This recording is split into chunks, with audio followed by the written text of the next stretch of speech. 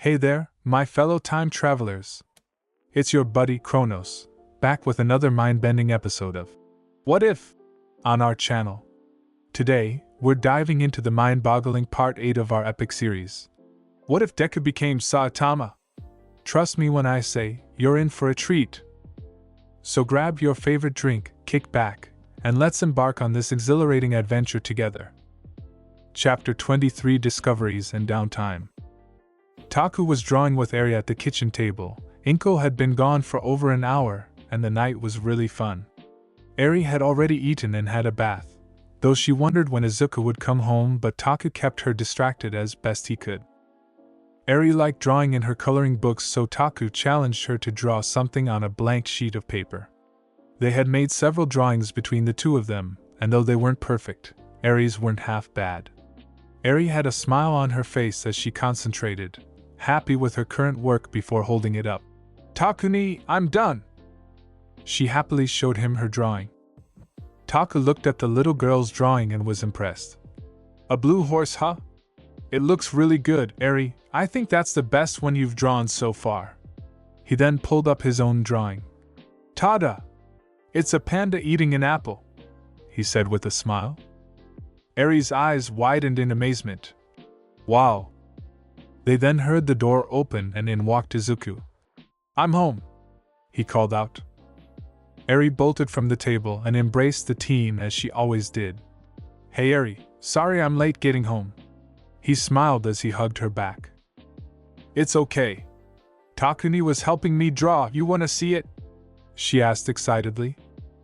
"You bet I do," he responded as he took her hand and allowed her to pull him into the living room where they saw Taku sitting at the kitchen table. "Welcome home, bro," the Greynet greeted his friend. "Thanks again for this, Taku." "Meh, it was nothing. Besides, we had a chill night, didn't we, Eri?" he exclaimed with a smile. "Uh-huh," she answered before letting go of Izuku's hand to show him her drawings. "Izumi, look at these." Izuku took a look at the drawings, impressed that Eri may have a real talent for art. "These are really good, Eri. I think you might have a natural talent for art," he praised while patting her head. Taku crossed his arms. "You know, I was thinking the same thing myself." Eri happily accepted the praise. It was past her bedtime, so they quickly cleaned up everything. Izuku picked her up and put her to bed. After tucking her in, he left the room and sat with Taku in his room. Izuku had given him a knowing look when he walked into the house, and Taku caught it. He was curious as to who would set up an audience with one through Hawks of all people. He didn't mind hanging with Eri until he came home, but he's been curious this entire time. He could have observed it through the camera in his cowl, but he chose to check it after speaking with Izuku. Taku sat on the bed while Izuku sat in his computer chair. "So, what happened? Who'd you meet up with?" Izuku crossed his arms as he leaned back in his chair and used a sleight of hand to hide his license from Taku. "I want you to guess?" Taku looked at him annoyed. "Really?" "Yep," Izuku responded with a cheeky grin. Taku stroked his chin as if he had a beard as thought to himself for a moment. "Someone from the Public Safety Commission?" "Good guess." "You're wrong, but why choose that?" "You said Hawks gave you the note, so I figured the ones with the most authority in regards to heroes are the only ones who could have set that up." "Come on, tell me already." "It was Prime Minister Yamato," Izuku answered, still surprised. "What?" Taku said, completely shocked. "I know, I was pretty surprised myself. The Prime Minister himself wanted to meet with me." Izuku turned his head. "That still raises some questions as to why Hawks specifically gave it to me." "So, what did he want?" Taku asked on the edge of his seat. Izuku said nothing, only revealing his license in between his right index and middle fingers. Taku raised an eyebrow as he took the card in his hand. He looked at it, and his face morphed into one of surprise when he realized what this was and what it meant. "Independent hero license?" "That's right. Yamato gave me that himself. Apparently there's a loophole in the hero bylaws that allows someone to conduct hero operations outside of the professional setting. The reasons heroes are allowed now is because of the laws the original pros agreed to abide by. They're practically the same ones today. However, I guess those making the rules wanted absolute authority, so they included the prospect of independence, meaning you can perform heroic acts to help people. The catch is you can't receive pay for your work or have access to any systems, benefits, or programs professionals are entitled to. Or use your quirk. He had a sly smirk as he finished his explanation. Taku looked at the license again. The picture of one was clearly a stolen pic.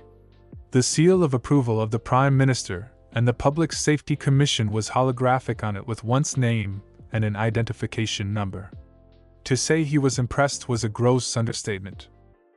Izuku has been given an official license. He no longer had the moniker of vigilante and was a legit hero. Still, this raised a bit of questions. Though this license was perfect for Izuku, the no quirk use stipulation attached to it was concerning. He looked at Izuku, slightly puzzled as to why he would so eagerly take it, knowing he must have known this. Well, damn. This is perfect for you, isn't it? Still, I'm curious. We've got a good system going and everything, but the issue with your quirk, you must have known what this meant, so why take it so eagerly? You know me pretty well, Taku. Obviously, I wouldn't have taken this if I thought it was no good, however it got me excited. Naturally, this won't affect how I do things at all, seeming as I have no quirk to use anyway. I don't mind explaining my techniques, as even my masters can replicate a few of them. Also, this means more people will take me seriously when I say I'm just here to help. Think about it. With this license, the only reason I would risk my life and use my abilities to help others is for no other reason than my own convictions. I'd benefit nothing outside of just doing that. The 8 words that have been reiterated to him his entire life was also a big factor in him eagerly becoming independent. Taku heard Izuku's words. He could tell he was in thought. The Greynet took another glance at the license and saw Izuku had a look on his face that only one thing could be the reason for. Taku smirked. You can't be a hero without a quirk. It's awfully telling when the best and most powerful hero around is just that, without one. Izuku smiled. Read me like a book. No aspiring hero has ever wanted one of these, largely because they can't use their quirk. Me taking this license completely invalidates those 8 words, while also saying a lot about those who think that way. And that warms my heart the most. I hear you. I just think the questions and the media will definitely swarm you like vultures to a freshly dead hippo. You're probably right. Still, every hero has the right to keep their real name a secret, and I'm no different. Maybe one day I'll reveal myself to the public, but for now, even though I'm legal, I'm still just a guy who's a hero. Ha! You really are, aren't you? I've never worried about you keeping your identity a secret, but you gotta admit this changes things, at least a little. Yeah, but only a little. Speaking of, dude, you won't believe this. Prime Minister Yamato can do the Nukiyashi, he exclaimed. Taku paused while keeping a blank expression. You're implying that I should know what that is, he said with a raised eyebrow. Izuku mentally slapped himself, and he lowered his head for a moment. Yeah, right. The Nukiyashi is a martial arts technique where, with a combination of quick footwork and breathing techniques, you can hide your movements into the subconscious mind of your opponent. We don't process everything we see with our eyes. Some of that information is sent to our subconscious. With the Nukiyashi, you enter your opponent's consciousness, and the brain is tricked into processing that information as unnecessary, basically making someone and their attacks invisible just before they strike. Taku took in his friend's words. So what does this mean? It's crazy because he told me to tell my masters hello. He didn't imply he knew who I was, but he did imply he was a student at Rising Sky once upon a time. Taku crossed his arms and took a deep breath. This is just the start of something, isn't it? He asked as he lowered his head. Izuku chuckled. Pretty much. He laughed. Still, it's nothing we can't handle. And should this lead to something bigger, we'll take care of that together too, he said as he smiled and outstretched his fist. Taku closed his eyes, smiled, and shook his head as he gave his best friend a fist bump. He lightly chuckled. Life will always be interesting with you around, Izuku Midoriya. he said with sincerity and respect. Izuku smiled in response at his friend's words. Taku left, and Izuku got to work on dissecting the video footage of his chase with Tachibana-senpai. He sat in his dark room only illuminated by his computer. He had his headphones in as he watched the video that was recorded through his cowl. The audio was clear and the visuals were practically perfect despite the fact he was running.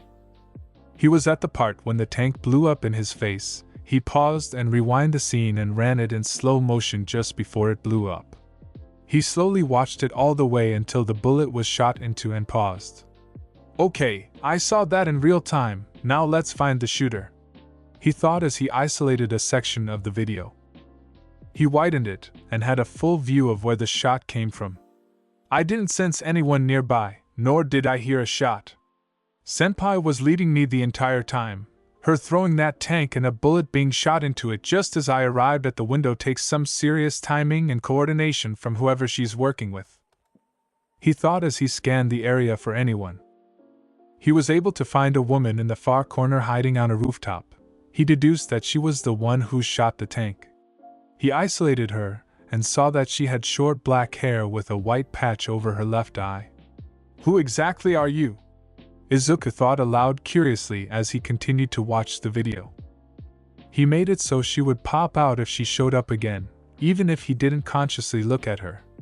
The chase continued all the way until Tachibana jumped off the ledge and crashed into the train station.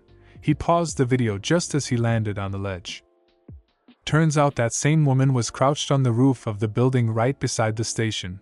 She had been keeping up with them by following her own route. She was watching them from above in the station the whole time. He was able to get a better picture of her as he watched himself dive off the ledge after Tachibana. So, that woman was watching us the whole time. Let's find out who you are, he said as he opened a new tab and put her face into a database before going back to the video. He looked to see his mom had opened his room. Izuku? He took off his headphones to address his mother. Hey mom, how was girls' night? He asked with a sly smile. Inko exhaled with a satisfied smile. It was fun. Good to know. Well, I just wanted to let you know I was home. She looked past him and saw his computer. What are you doing? Izuku turned to his computer. I was just looking at the video of a chase I had earlier tonight. The mother entered the room and looked the video that was still going. She saw the hands of her son messing with what seemed like a bomb when there was an explosion. She had long since stopped worrying when he went out. Still, seeing a bomb go off in your son's face would startle any mother. I heard what happened in Yamanashi today. I'm glad everything worked out okay, Izuku. I'm just glad I was in the right place at the right time. Things could have gotten so bad so quick, he said, turning back to the screen just as the smoke cleared and he looked at Tachibana. Izuku paused the screen and Inko was shocked at who she was seeing. Wait, is that? She asked in shock. Izuku sighed. Tachibana-senpai. Yes, he answered unsettled. Inko looked at the screen, seeing the ash-haired woman who was much older from when she last saw her. I remember her. She was always such a good girl. Why were you chasing her? You remember that League of Villains that attacked you a while back? She was with them. More than that, she was one of the leaders of the attack. She was the one who sent Bakugo to the hospital that day. She even beat up Momo and saved the hero killer from being arrested. His tone was sad as he listed his old senpai's deeds. Inko's face was a mix of shock and sadness. The young woman she used to know had become someone completely different. She looked at her son empathetically. So what are you going to do about her? I just want to talk to her. Try to find out how the senpai I used to know could do any of this. Most importantly, I have to find and stop her before Michiko does, because if she gets to her first, there won't be much talking. His tone showed that he was scared of what the master would do to the woman. Inko sighed. It's a tough situation. I'm going to bed. Good night, Izuku, she said as she began to leave the room. Mom, wait! He called out, making his mother stop and turn around. Yeah? I'm sorry for not being here to watch Eri. I'm sure Taku told you, but I had a good reason, he he said remorsefully. I assume you had some last-minute heroics, but Takumi said you had a meeting with someone? She asked in a curious tone. Yeah, it was a last-minute thing, and it was definitely an interesting surprise. He reached into his pocket and pulled out his license. Prime Minister Yamato wanted a private audience with me so he could give me this. Inko's face was full of surprise. Wait, what? She exclaimed quickly as she took the license and looked at it. Her mouth was agape as she looked between the license and her son. After about 4 times she spoke. What's an independent hero? She asked, genuinely curious and confused. Izuku smiled. That is what I am now. According to Yamato, there is a loophole in the hero bylaws that basically lets those who don't want to conform to the pro system be heroes. There are a lot of stipulations attached to independence. Not a single one is favorable, which is why no one has ever wanted one. Apparently I'm the first to have one. He answered casually. So you're a legal hero now? That's right, he answered with an honest smile. Inko's face lit up as she quickly hugged her son, tears of joy soaking his shirt. She was happy he finally no longer had the moniker of vigilante. Even if he was unmasked, he wouldn't be arrested or any other terrible thing that could come with that. The two shared a warm moment before Inko pulled away. You're an actual legal hero now, Izuku. This is incredible, she said excitedly but quickly calmed herself. Before I get too excited, what exactly does being independent mean? Well, with the hero I am, it's actually perfect for me. I've built a good system so I can just keep doing what I've been doing. However, the biggest difference between being a pro and independent is that I won't be paid for my work, nor have access to systems and programs pros are, and lastly, I can't use my quirk. He had a sly smile as he casually said the last part. His mother's eyes shot wide in surprise. Izuku. His smile shined brightly. I know.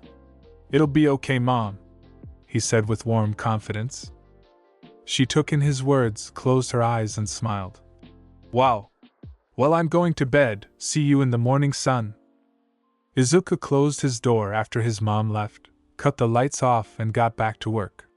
He hit a couple keys and rewinded the video to the explosion in the train station. He watched the video as the smoke cleared and looked at Tachibana. The look in her eyes concerned him as she said, You're better than I thought, as the train rounded her.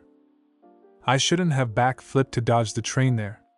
Still, he hit a couple keys and rewinded her words. You're better than I thought. He isolated the audio. You're better than I thought, yo.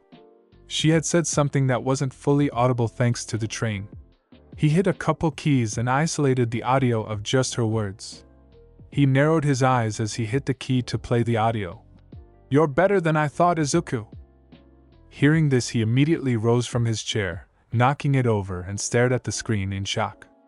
He just stared at the woman's face on the monitor. There was no denying what he just heard. She knows it's me, he said in a low tone, his eyes full of disbelief. Izuku took a moment to process everything before he picked up his chair, turned off his computer, and laid on his bed. Flashback to 5 years ago. A 10-year-old Izuku rushes at his opponent with a left jumping spin kick that she blocks with her right forearm. He suddenly feels a sharp pain in his left side as he's kicked by what seems to be a second girl. He hit the ground and laid flat on his back after being kicked by his senior. This was Taki Tachibana. She was a young girl at 16. Her ash-colored hair was in a ponytail. She wore a white and yellow sleeveless track shirt with a star over the left breast, a belt with a tuft of hair on the back that mirrored a tail, yellow yoga pants with black lines on the side, and black martial arts slippers. He was training with the fastest disciple to improve his reflexes, perception, speed, and fighting sense. The pain was intense as he forced himself to stand back up. A warm smile spread across the face of his senpai. You're getting better, Izuku. She walked up and lightly chopped him on the head. You still keep over-relying on your external senses. Remember, your eyes can mislead you. So it's important to use all 5 of your senses to take in all the information in a fight. Remember that and you won't fall for the speed clone as much. she informed him without sounding like a know-it-all. Thanks, senpai, you're a good teacher. He smiled as he accepted her words. He always loved training with Tachibana. When he first got to the dojo, she was the first of the older students to accept and embrace him. She never once laughed or doubted he could be a hero because he was quirkless, and was always willing to help him improve. She was always someone he could turn to when he needed help in training. He respected her as much as the masters. When he began learning the speed technique, she was the one helping him the most. She was clumsy, but hard-working and had a good heart, often taking in the stray cats she finds in the neighborhood. She gave a warm smile to the young boy as she accepted the compliment. She sat on the porch of the main house and gestured him to sit down. Sit down, Izuku, I need to tell you something. Izuku complied and took a seat next to the older girl. What's the matter, senpai? He asked curiously. She paused for a moment as if she were choosing her words. I'm gonna be leaving the dojo soon. He was a little disappointed to hear this, but he knew there was a reason. Tachibana senpai lived at the dojo. After her parents passed away 2 years ago, the masters allowed her to stay with them instead of letting her go into the system. Where are you going to go? He asked. Anywhere. Don't get me wrong, I'm thankful to Michiko and Keizo, but I feel I've gained as much as I can here. She cocked her head and a small smile edged across her lips. I think I just want to wander around the country for a while. Izuku looked down, a discontent expression on his face. But I wanted you to teach me more, he said, saddened. Taki registered his words and gave him a warm smile, her hazel eyes meeting his emerald ones before gently placing a hand on his head. Oh Izuku, you don't need me as much as you think you do. There's no doubt in my mind that you'll surpass me someday. I told you before, even though you don't have any natural talent for martial arts, you work harder than anyone else, and you learn your lessons better than anyone else. I'm kinda the same way, but the difference between you and me is that I'm just good at what I'm good at. You, on the other hand, try to be good at everything, and that's a rare thing. I helped you get the basics of the speed technique, so keep training hard, and one day I expect to hear about the exploits of Might Boy or Mighty All Man. She joked playfully as she nudged him. Izuku went red and covered his face to hide his embarrassment, in the moment regretting sharing his hero names with her. Tachibana laughed at how embarrassed the young boy was from her teasing. Still, even though I'm leaving, it doesn't mean our bond will be broken. Izuku turned to her, a surprisingly happy wave of emotion coming over him. No. We'll always be bonded because we grew here together. She looked out to the entire dojo. No matter how far we go, or how little we see each other, I'll always be your senpai. Izuku suddenly hugged the older girl, startling her. And you'll always be my adorable little kohai, she said happily as she reciprocated the hug. Flashback ends. Always. Izuku let out in a whisper as he shifted his body and drifted off to sleep. The next day. Today was the day Class 1A was getting together to go shopping for their upcoming training camp. He walked into Kiashi Ward Shopping Mall to see Momo and several other familiar faces sitting together in a lounge area as they waited for everyone else. Momo was speaking with Jiro when she saw him approach the group. She turned to him and with an excited look came to greet him. Izuku! She happily exclaimed as she hugged her boyfriend. Izuku reciprocated the hug. Hello, beautiful. Thanks for inviting me to this class outing. It's no trouble at all. She smiled at him as she took his hand and they walked towards the others. Yo! What's up, Midoriya? Kirishima asked. Hey, Kirishima, he replied, giving the spiky redhead a fist bump. Hello, Midoriya, it's good to see you, Ida said while extending a hand. Izuku shook the other boy's hand. Good to see you too, Ida. Izuku sat with the group and introduced himself to the one he wasn't familiar with. He had met most at Island, but the only one here he didn't know was Shinso. The group talked amongst themselves and were apparently waiting for Bakugo and Todoroki. They realized they weren't coming, so they all dispersed into groups and began shopping. Some were looking for clothes, most notably swimsuits. Izuku heard Mineta say he wanted some lock-picking tools and small drills. Izuku was with Momo, Jiro, Ashido and Hagakure. The invisible girl was the only one he wasn't too familiar with, so he spent some time talking to her as they made their way. As they were walking, several people recognized the girls from the sports festival and cheered for them. After accepting the praise, they moved on. "The price of fame," Izuku said. "I know, right? We're pretty popular for a bunch of first years," Hagakure stated. "Well, you deal go to U.A, so you get brownie points," Izuku added. "A few," Jiro chimed in. "Still, it's weird for total strangers to just know and cheer for you. Right, Yamamo?" "It can be a bit unsettling at times. But I like to think of it as people waiting to see us become good heroes." "That's a good attitude to have, love," Izuku commented. "Oh, look at you two being a happy couple," Ashido teased. Izuku wrapped his arms around Momo's waist and buried his face into her neck before turning to the pink girl. "I love Momo Yayorozu, Ashido. And I don't care who knows about it," he declared confidently with a smile as Momo giggled cutely from his sudden embrace. Though they couldn't see it, Hagakure was puffing her cheeks. "Grr, I want that so bad. A hot boyfriend I can snuggle and have some serious PDA with," she whimpered, enviously. "Don't sweat it, Hagakure, there are plenty of hot guys out there," Ashido commented. She turned back to the couple, a sly grin spread across her face. "Quick boyfriend quiz!" she suddenly exclaimed while pointing. "What's Yamamo's favorite color?" "Red," he answered, knowing he was right. "When's her birthday?" "September 23rd. "What's her favorite hobby?" "Reading." "How many languages does she speak?" 5. For 4, definitely boyfriend material. The pink girl shot up a thumbs up. Izuku and Momo held hands as they continued to walk. Izuku turned to his right and saw a store that was selling merchandise that looked a lot like it was modeled after Stain. He saw masks, a shirt with a knife and splash of blood on it, and toy swords in a barrel, and people were buying it. It was unsettling, but he understood how Stain's convictions could resonate with the people.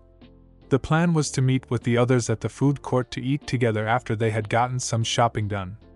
Izuku and the girls stopped in front of a store. "Here we are, ladies!" Ashido gestured to the store. Izuku looked up and his cheeks went a shade of pink when he saw that it was a lingerie store with various displays of skimpy underwear. Girls?" he began nervously. "Oh, relax, Midoriya. Just us girls picking out some essentials," Ashido happily stated as they all went in. His girlfriend gave him a sexy smirk and a knowing look as he followed them inside. He was definitely out of his element here. The group of girls were walking around the store picking out several types of sexy underwear. He stayed at arm's length of the girls, trying to be as chill as possible to not seem like a creep. Momo unfortunately was looking at pieces that was wrecking his mind when he pictured her in them. Luckily, he wasn't the only one who felt out of place in the store. Jiro's entire aura screamed that she didn't want to be in here. Seeing the earjack girl flustered made it easier to just chill in the background. Izuku leaned against a wall with Jiro right next to him, both just chilling while the other girls shopped. "These girls are being so extra right now," Jiro commented. Izuku chuckled lightly. "Well, you're not wrong," he said with a small smile. "How have you been, Jiro? Have you been enjoying your break?" "Yeah, it's been pretty rockin' so far. Island got a little crazy, but it was still a cool trip. What about you?" "Honestly, I've just been enjoying myself. Been diving a lot into my hobbies, spending time with Momo, friends and my family, just having fun." "I hear you on that. I recorded a couple tracks with my dad, they were pretty hardcore," she said confidently. "You're a rocker, aren't you?" he asked with a charming smile. Jiro blushed slightly as she turned from his gaze. "Is it that obvious?" "A little.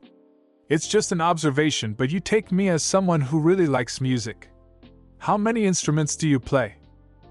"I can play basically anything from percussion, strings and bass, but I prefer guitars. I can sing a bit too." She tapped her jacks together when she shyly mentioned the singing. Izuku's face lit up. That's really cool.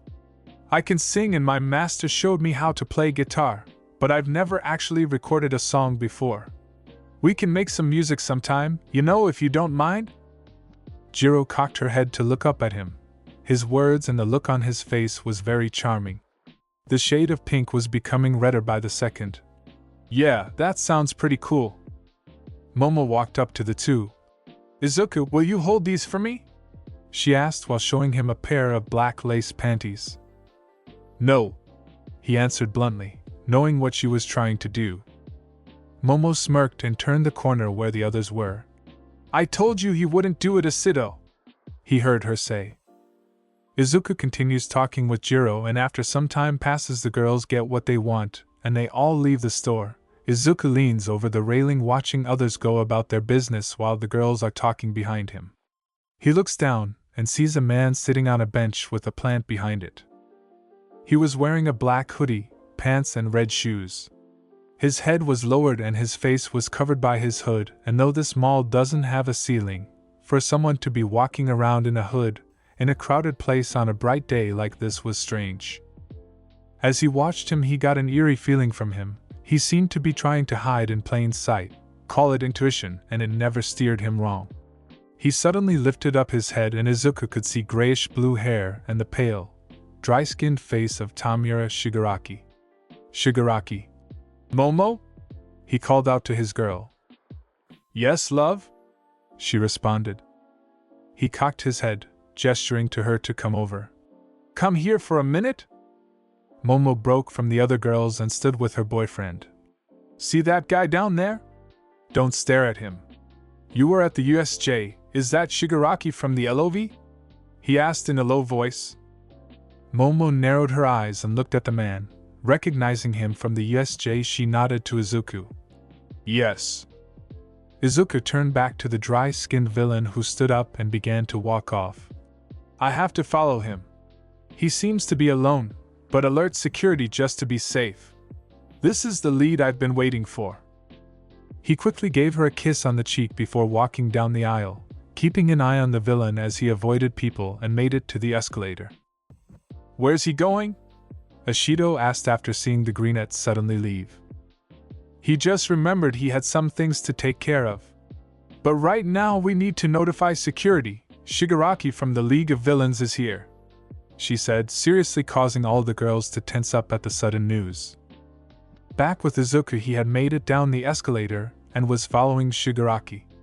Though the mall was relatively packed, he made a point not to lose him in the crowd.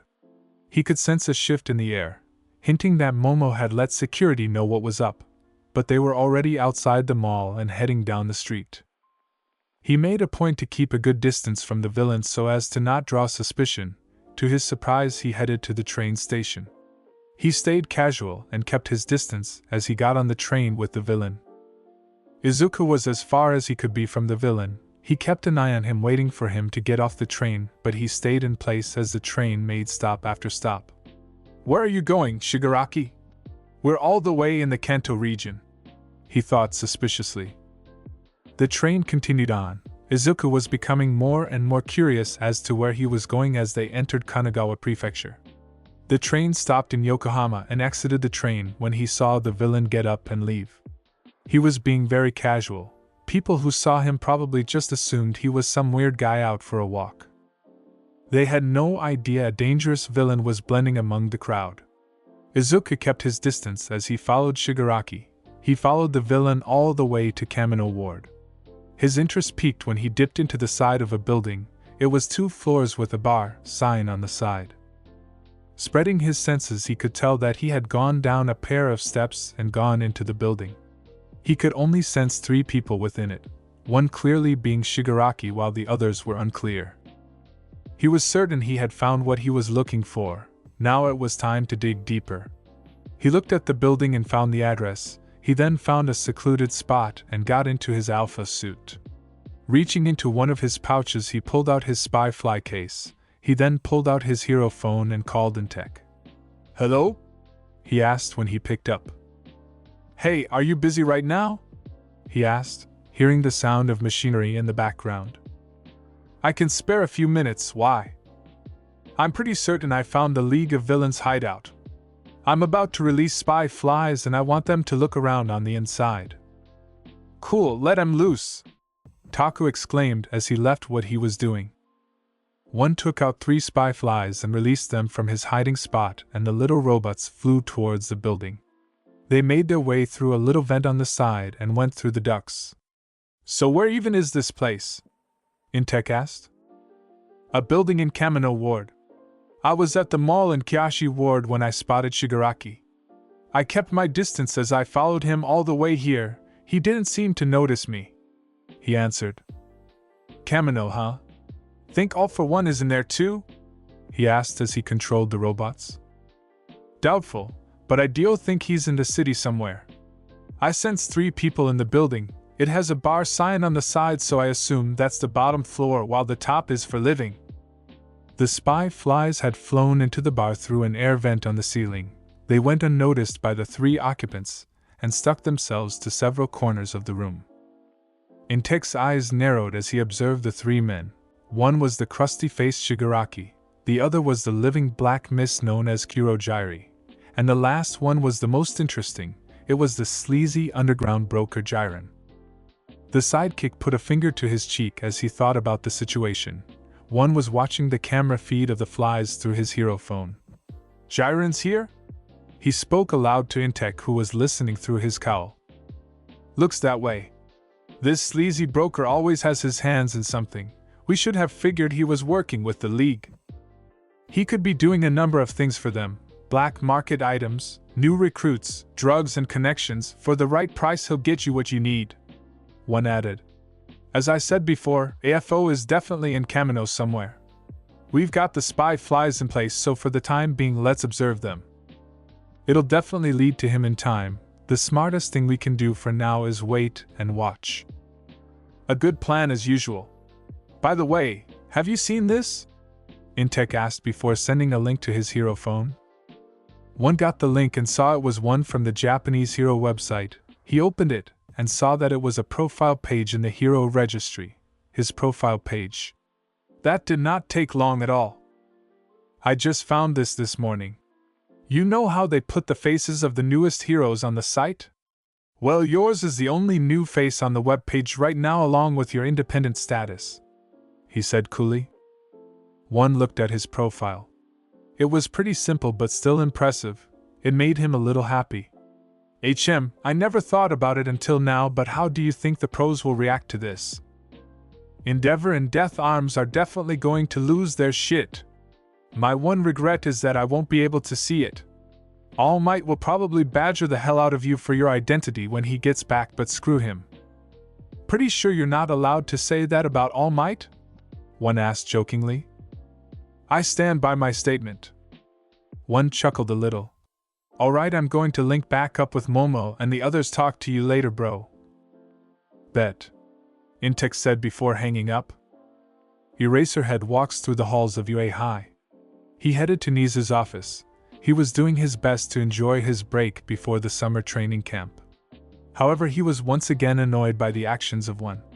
The vigilante killed a giant monster that appeared in Yamanashi yesterday. It could have caused untold devastation, but was stopped only because he was there. He truly had no words for this latest incident. Something so random and dangerous appears out of nowhere, threatens to end the lives of thousands, and the only reason it didn't is because of one. Since his visit to the dojo, he spent hours studying the vigilante, his super moves, his fighting style. If none of that was related to a quirk, there had to be an explanation for it. He had already come up with theories for several of his attacks. Now he was meeting with Nizu to continue his investigation. He knocked on the door. "Come on in," said the gentle voice of the principal on the other side of the door. The principal was sitting at his desk looking at his computer, an unsure look on his face as he looked to address the hero. "Hello, Eraserhead. How have you been this fine day?" "It's been alright. I've nearly finished my preparations for the training camp, but I wanted to talk to you about one." Nizu glanced back at his computer. "I've had some thoughts on the vigilante myself, given everything that happened in Yamanashi yesterday. What exactly have you come to discuss?" It should be common knowledge by now that my quirk doesn't affect him. It's one of the most frustrating things about him, but I've had a theory about him for a while now. As impossible as it sounds, I think one may be quirkless," he said, completely serious. Nizu was surprised to hear this. He once thought the same thing. "I had suspected that myself the first time you told me your quirk didn't work on him. But you seem firmer in your assumption. What do you base this on?" "I asked Yaoyorozu to tell me where I can find her mentor. Long story short, I learned that just by training someone can obtain superhuman prowess." "Is that so? Your student has admittedly been an anomaly. How does this pertain to one?" the mouse asked.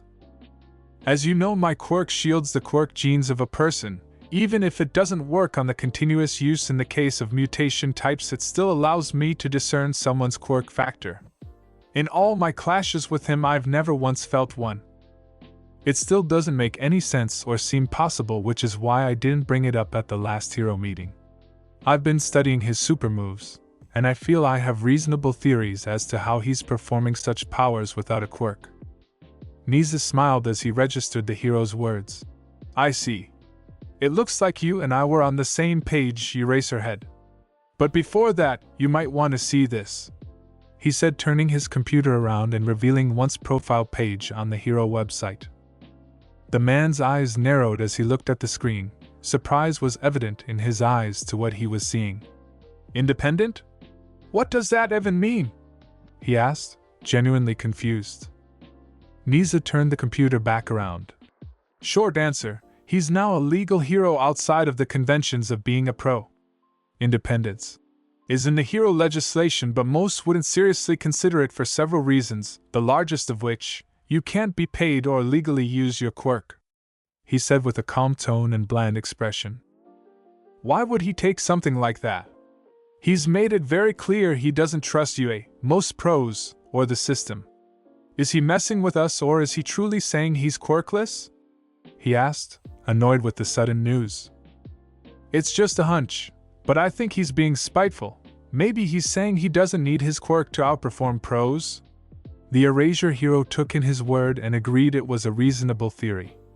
"Still, I wonder who could have gone through all the effort to approve all this. Someone surely gave the license to one by now, as well as arranged for his page on the site. I also received a call from Detective Tsukachi that every case with one's name attached to it is to be collected. If he's legal now, that means he can make the Billboard charts. That's probably what it's about. I'm sure it's not just Muzurafupi.d. There are literally hundreds of cases with him attached to them from all over the country. Think the Public Safety Commission is behind this? I'm sure they have a hand in it, but for something this big to transpire, it had to have come from those higher up," Nizu deduced. "The government's behind this," said Aizawa, slightly irked. "It appears that way." Eraserhead sighed as his thoughts shifted to the former vigilante. "That guy, so troublesome. Be that as it may, I'm happy you came to me with this. Let's go over your theory." "Okay." He took out a flash drive and put it into Nizu's computer. He then opened a file that contained several videos. The first was a video of one flying through the air. He kicked the air, launching himself forward while adding spins as if he were having the time of his life. "Right here, look at his legs when he kicks." Nizu looked at the screen. It played on repeat as he looked for the clue. It then became clear. He always thought one was using some sort of air manipulation to fly like that, but as he watched, it was so obvious and incredible. He's only kicking. He's pushing himself off the air with powerful kicks and creating sonic booms that not only act as footholds but propel him at even greater speed, he said in realization. "My thoughts exactly. There are plenty of examples of his strength, and for him to beat All Might, it has to be something impressive. I think that his legs are so strong that he has the opposite effect on the air, enabling him to push off of it, hence how he's also able to float for extended periods," Eraser added. Nizu put a paw to his head as he made sense of the process of doing such a thing. He's seen one flying through the sky multiple times, and to now understand how he did it was amazing. If this is true, he is incredibly remarkable. For his legs to be so strong he can fly and even float, it's truly innovative. There's more. Eraser stated as he went to the next video. This time it was one seemingly duplicating himself as he took on a group of villains from 15 to 1 to 15 to 15. With one hit from the once the villains were quickly taken down, Eraserhead paused the video. Right here, I think he's using his super speed to create solid clones of himself. This is something Yaoyorozu can also do, but she can only make a few. See how they vanish after about 10 seconds? Speed clones, I believe they're called?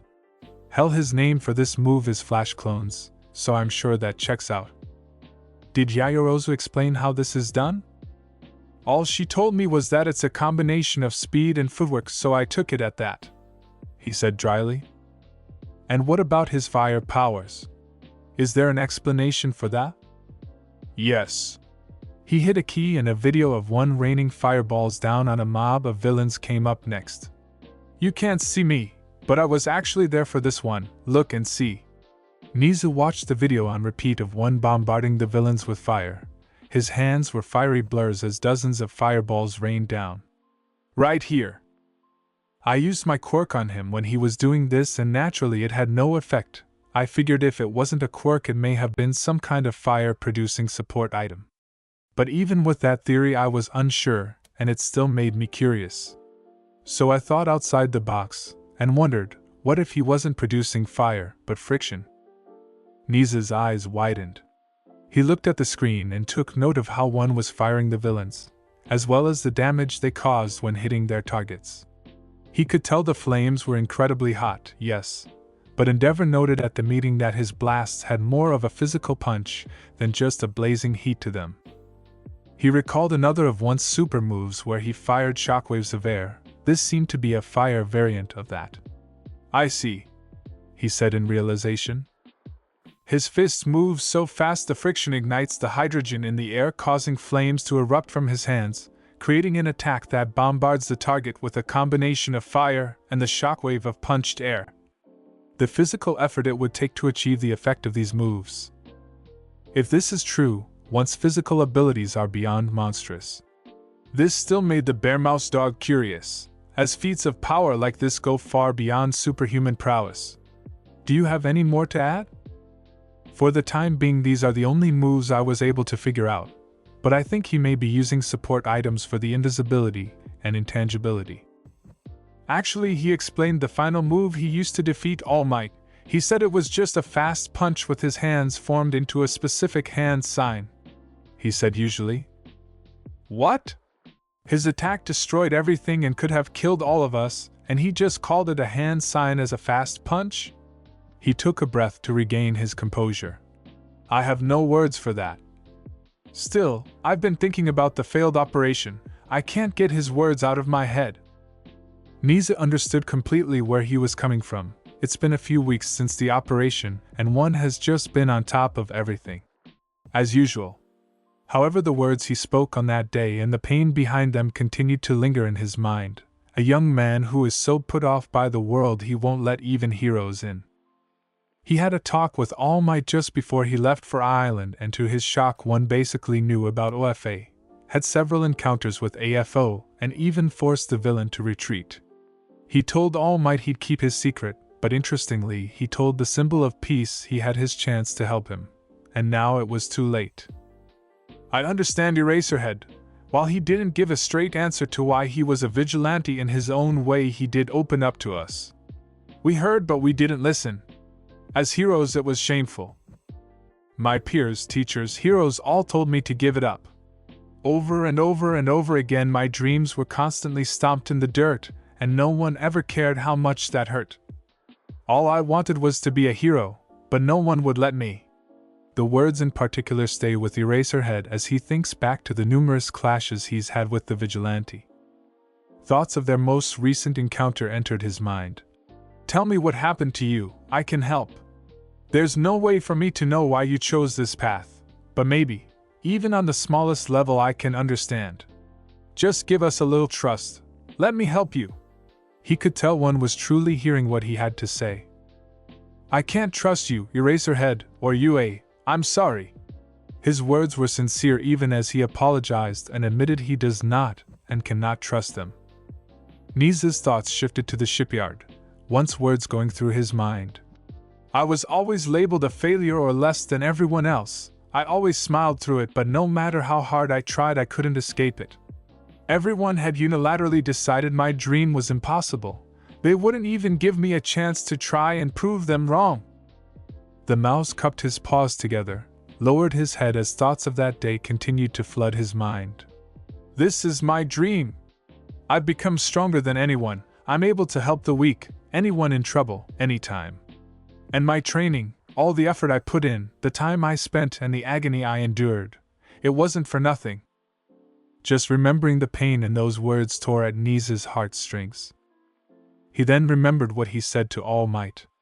You're just like everyone else, All Might. You say you want to help, but where was that when I needed it? You say I can be a hero, but where were those words when I needed to hear them? I don't need you people for approval or help in becoming a hero, I already am. And I did it on my own. He was listening as All Might laid in defeat when he asked the vigilante to explain how he was no different from everyone else. You couldn't possibly understand what it feels like for the world to dub you a useless failure and make a conscious effort to keep you that way, despite you having dreams like everyone else. There was a moment of silence between the two, thoughts of the infamous vigilante running through both their minds. If one truly was quirkless, then everything they'd discussed and everything he said that day was starting to make perfect sense. The main thought amongst the heroes is that he has a villainous quirk. But what he said at the shipyard in hindsight doesn't seem like something someone with a villainous quirk would say, but it does sound like something a quirkless person would say. Aizawa took a deep breath as he collected his thoughts. Nizu, we don't allow quirkless applicants to try for the hero course, do we? It's not just about the practical exam, but the hero profession in general is one of great risks. Having a quirk regardless of its capabilities at the bare minimum allows for effectiveness in this line of work. It wouldn't be prudent to allow a person without a power to pursue heroics. That's another way of wording discrimination. Eraserhead thought to himself. He was sure he was on the right path. Pieces were starting to fall in place, and the more he thought about it, the more he empathized with one. If this was true, he had every right to hate and not trust them. He basically burst on the scene and has been doing pro-level work since day one with no need for formal training. It was very All Might ESC. He gathered his thoughts and faced the principal. Nizu, how many quirkless applicants did we have for the hero course at least in the last 3 to 5 years? Today was Hero Con. Izuka had been itching for this day all week. He missed out on it last year because of his hero duties. Yeah, he could have blown them off, but that was a busy 3 days. It was frustrating because after it was over he literally went 3 days without much action and could have just left it to the pros. Such is life. But this year was different. He had V.I.P passes, he had his girl coming with him, and they would be having so much fun together. He even posted on the community page in his app that he would be at the convention out of costume, so fans may get to meet him without knowing it's him. He also got a text from Taku saying that they set up a commercial shoot for a fast food chain the day after the convention at 4 o'clock in Shizuoka. Izuka had his bag packed, and was about to head over to the train station where he'd meet up with Momo. This was gonna be a very fun convention. Hopefully the outside world would be peaceful over the next couple of days, as he was fully invested in enjoying everything the convention had going on. He was wearing a sleeveless All Might Golden Age themed hoodie with a All Might rabbit ear hood. He also wore black cargo shorts and his signature red shoes. He gave a kiss to his mom and Eri before leaving the house and heading towards the train station. Izuku had arrived at the train station and hopped on the bullet train and found his beautiful girlfriend. She was wearing a short-sleeved All Might Golden Age themed dress skirt with a yellow skirt and hoodie with rabbit ears, black short shorts and yellow low tops. She gave him a quick kiss on the cheek when he sat down next to her. "Hello, beautiful. Looking forward to today?" he asked with a smile. "Yes, I'm greatly looking forward to it. This is my first time going to HeroCon. You speak so highly of it I can't help but be excited." she replied with a sexy smile. Izuku's face lit up. Oh Momo, I swear you're going to love it! Different pros come out and do forums and other promotions. Present Mic comes out every year and brings some excitement. There's a game room set up, and vendors come out to sell all kinds of cool things in the basement. Plus there's a rave party held on the last night until about midnight, and the DJs always bring the house down, he said excitedly. Oich, now I'm very excited. Wait, you said Present Mic will be there. You don't think any of my other teachers will be there, right? Izuku crossed his arms and closed his eyes. Well, if I'm being perfectly honest, Midnight may make an appearance. You know guys love her, and she's pretty much every guy's hero crush. Momo raised an eyebrow. How do you feel about Ms. Midnight? She asked him slyly. That's not a fair question. The look in her eyes compelled him to still answer. While I admit Midnight is a sexy hero, Mirko's always done it for me, he answered with a sly smile. Momo gently bopped him on his shoulder, making him chuckle. She then pouted and turned from him, as his hero crush is the same hero he sleeps with on occasion. Don't be mad at me, my love, you know you're my number one. He pleaded charmingly as he began to kiss her over and over, making her giggle and coo at his affection until she eventually forgave him. HeroCon was being held in Tokyo. The two made it into the city and Izuku did a wide stretch as he looked out to the convention center. This is going to be a very fun con, Izuku said. Because of the festivities at the convention, or because your loving girlfriend is here with you? Momo asked, holding on to him while giving him a knowing look. Can it be both? Momo gave him a sexy look and gave him a passionate, loving kiss. She then took his hand. Let's go, Momo said as she guided him and headed to the convention. The two could hear the sound of the festivities the closer they got to the convention center. Izuku lit up when they made it down to see the entrance was lively and full of energy. All around them they could see people in different hero merch, mostly All Mights, and they could see Present Mic reporting live from the event. He would be doing a live radio show today. This was one of the biggest and funnest days to celebrate heroism and just have fun. He could spot several pros taking pictures with fans and other people making their way to the first events of the day. Momo couldn't help but smile, and the excited look on her boyfriend's face. He was like a kid in a candy store. She herself was becoming more and more excited as she observed the people around her. Everyone looked so happy and excited for what the event held. You said it was popular, but this is more lively than I thought, she told Izuku. His smile shined as he registered her words. You know how it is, Momo, people absolutely love heroes, he said excitedly. Izuku looked and saw that Present Mic was hamming it up. A small crowd was forming around him, and he put a mic to some faces and asked them questions. Let's check that out before we see what's happening inside. It looks like Present Mic's just getting the party started. The two held hands as they headed over. The warmth and brightness of the sun seemed to cause the vibe in the area to rise. The local news had come out and many people were interacting with heroes like Fat Gum, Ms. Joke, Wash and Snatch while also taking photos. The Wild Wild Pussycats had come out and all four were interacting with the public. Tiger was doing muscle poses with teens, Mandalay and Ragdoll were talking to kids, and Pixie Bob was playfully flirting with young men. Present Mic spun the microphone in his hand as the news camera was put on him. Wow! What up, Japan? It's your main man, the baddest DJ in the land, the one and only Present Mic. Coming to you live from HeroCon. He waved his arm and gestured to everything around him. As you can see, the action's just getting started and this crowd is ready to turn all the way up, am I right? He yelled with everyone who could hear his voice cheering with excitement. There you have it. Day 1 of HeroCon is just getting started, and day 1 is always the start of something awesome. And you know I'll be here rocking out for every minute of it. He made a pose. Man, this is a dope crowd. Let's see how they're feeling the vibe out here, he said as he looked around, ready to speak to people. He began to walk around and ask questions to people while the camera followed him. The air was full of excitement, and the people were hype. To his surprise, he spotted the familiar spiky, black ponytail of one of his students. It was Yaoyorozu holding hands with a boy he could only assume was her boyfriend. "Yo, Yaoyorozu!" he called out. Momo bowed her head as the man approached them. "Hello, Mr. Present Mike, sir," she said with respect. "Mister? Ah, come on, you're making me feel old here, kid," he exclaimed with the mic to his face. "Anyway, it's always a blast to see some of UA's Hero Course students show up for the con. How are you liking it so far?" he exclaimed, his mention of UA's Hero Course getting the attention of everyone, causing many eyes to fall on Momo as Present Mike put the mic to her face. Momo was slightly taken aback from the sudden stares falling on her. She held Izuku's hand and quickly regained her composure. "I'm really enjoying the lively atmosphere.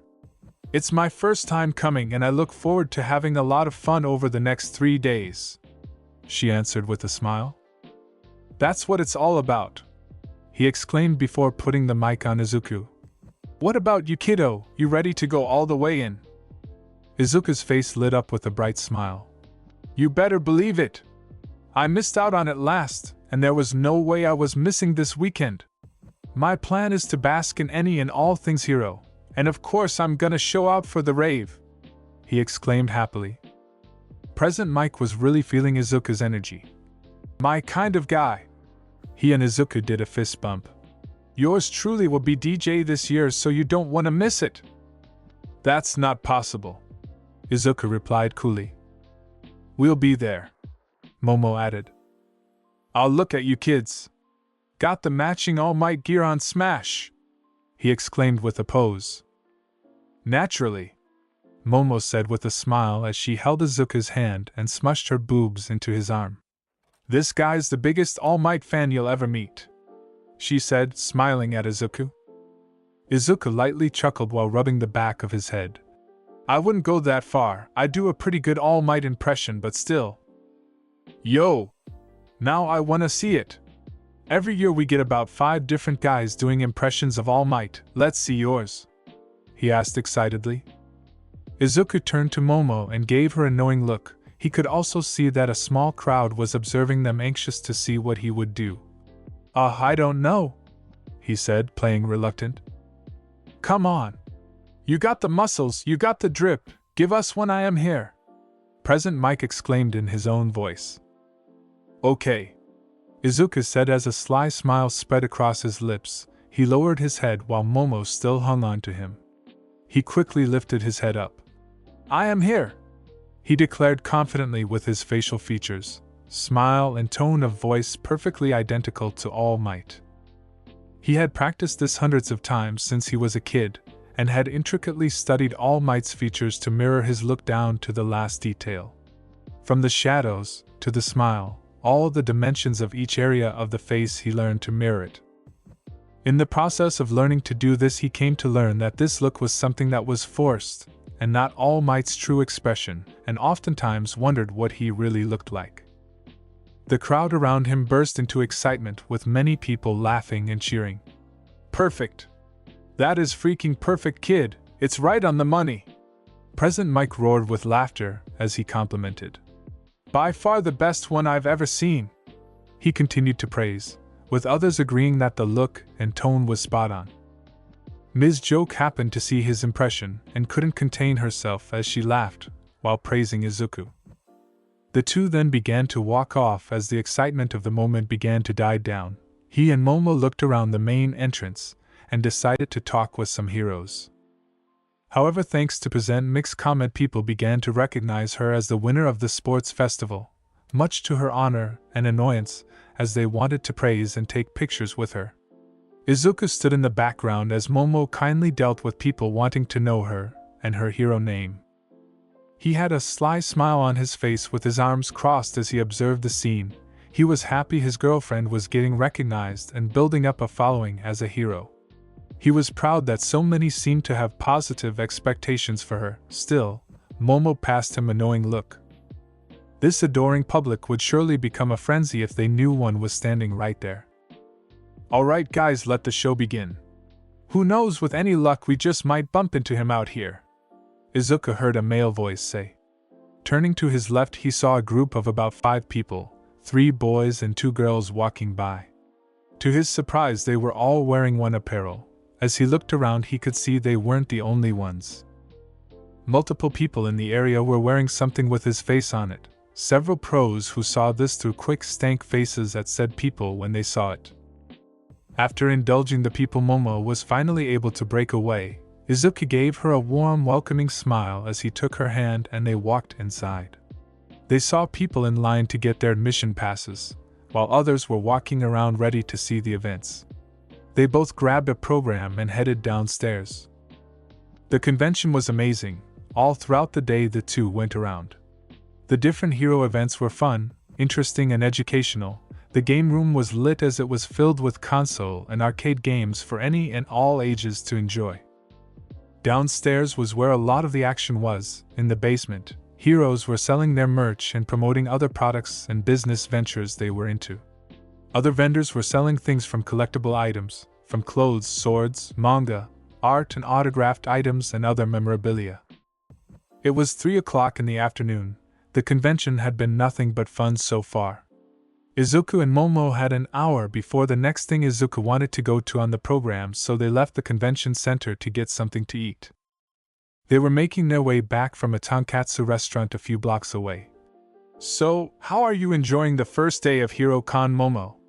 he asked as they walked. "I'm having a great time, Izuku. Thank you for inviting me to this," she said with sincerity and a smile. "You bet. This is always a good time, just coming out here and enjoying any and everything hero. It's one of the best times of the year for me," he said happily. "I can tell. You're really in your element out here. Fanba Izuku is out in full force, huh?" she joked as she hugged his arm as they walked. He blushed slightly as he rubbed the back of his head. "Ah, cut me some slack, love. Trust me when I say Fanba Izuku used to be a lot more eccentric. Now I keep my nerding in my head instead of muttering out loud." "Oh, I'm well aware. It's pretty obvious when you're nerding out, Izuku," she playfully teased. Izuku smirky. "Hey, I'm not the only one. I saw the way you were talking to Iwabumi earlier. I was just curious. She offered me an internship in the arena after the sports festival." "Oh yeah, she did a commercial with that girl you beat. Kendo, right?" "That's her. We've become good friends actually, and we train together from time to time. She's a really kind person. And she's a fan of one," she said slyly. "That's good. I hear one's a very likable guy. And it's great that you're friends. Some people can't put their pride aside to connect with people who've beaten them." "You mean Bakugo?" "I wasn't specifically talking about him. I was just speaking in general. Back to Iwabumi. Basically, you would have been in a commercial if you'd gone with her. 1,000 yen says she only asked you because you're pretty. That's the impression I got, which is why I didn't entertain her offer. Still, it would have been an experience to be in a commercial while only in my first year. Speaking of, I'm actually gonna be starring in a commercial in a few days," he said casually. Momo was surprised. "Really? For who?" "Makadoro's, apparently. That's the biggest fast food chain in the country. How much are they paying you?" she asked, genuinely curious. 3.3 million yen, he answered casually and honestly. The girl was shocked. She knew all this would come in time considering what Fujiwara's father had said, but still this was quick. It was impressive nonetheless. "Wow. Look at you expanding your brand," she joked. "It looks like we're in the next phase that Taku's dad mentioned. I can make a little money and other people can have a job and help a business thrive, so I guess it's for the best." "True enough," she said as they rounded a corner and the convention center came into view. "By the way, I'm sure you know about Professor Shield's trial. He and his assistant's sentences were handed out an hour ago." Izuku took a deep breath and sighed. "Yeah, I actually got the alert when it came out. All things considered, it could have been a lot worse. Thankfully, they both plead guilty.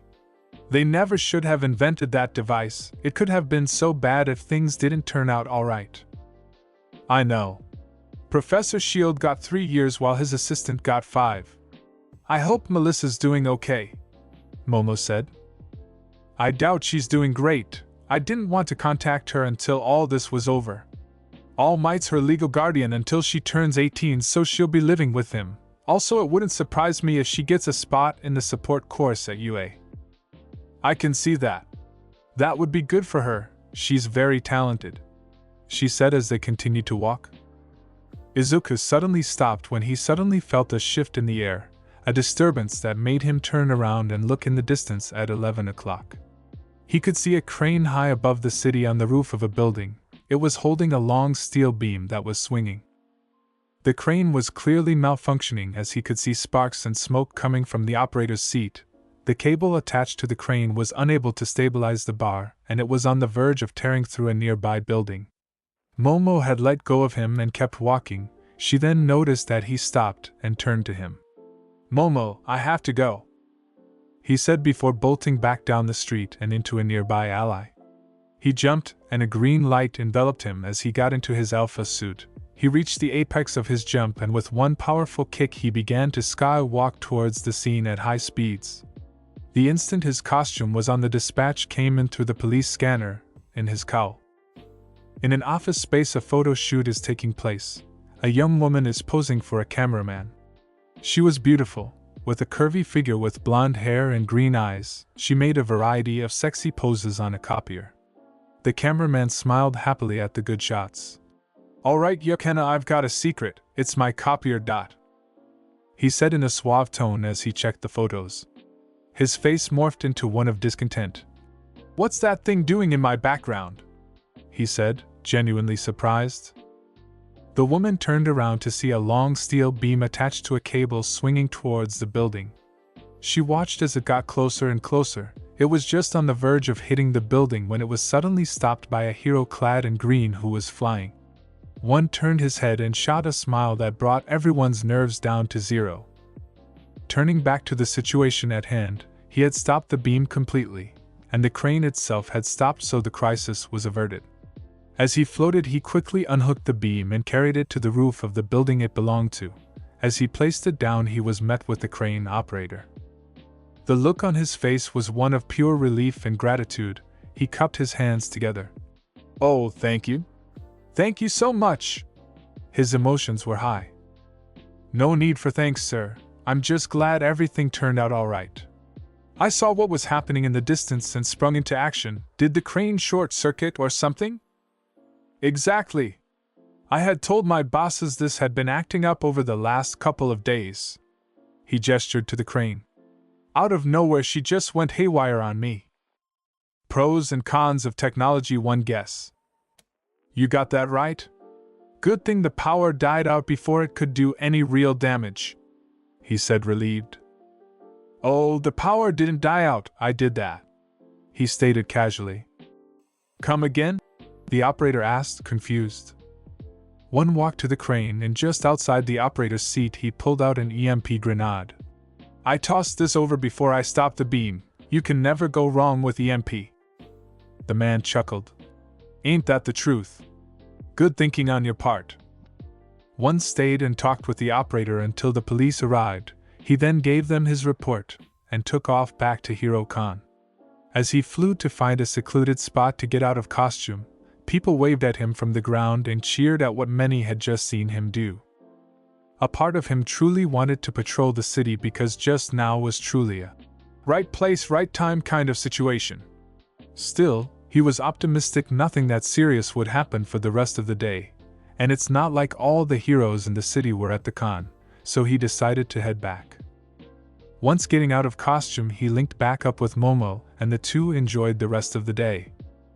The day came to an end. Day 1 of Hero Con was officially in the books. The two teens had such a good time today. It was very joyous, eventful, and fruitful given what they bought. They made their way back to the train station to head home, both happy with the day and very much looking forward to the rest of the weekend. And that brings us to the end of yet another mind-blowing episode of What If? On our beloved Chronos channel. Part 8 of What If Deku Became Saitama has taken us on a roller coaster ride of emotions, revelations, and jaw-dropping action. I hope you enjoyed this chapter as much as I did, and if you did, remember to hit that subscribe button and join our incredible community of time-traveling enthusiasts. Your support means the world to us. Now, I want to hear from you. Share your thoughts, theories, and reactions in the comments below. Let's engage in some mind-bending discussions together. And don't forget, keep exploring, keep dreaming, and keep being the heroes of your own stories. Until next time, my fantastic friends, this is Chronos, signing off.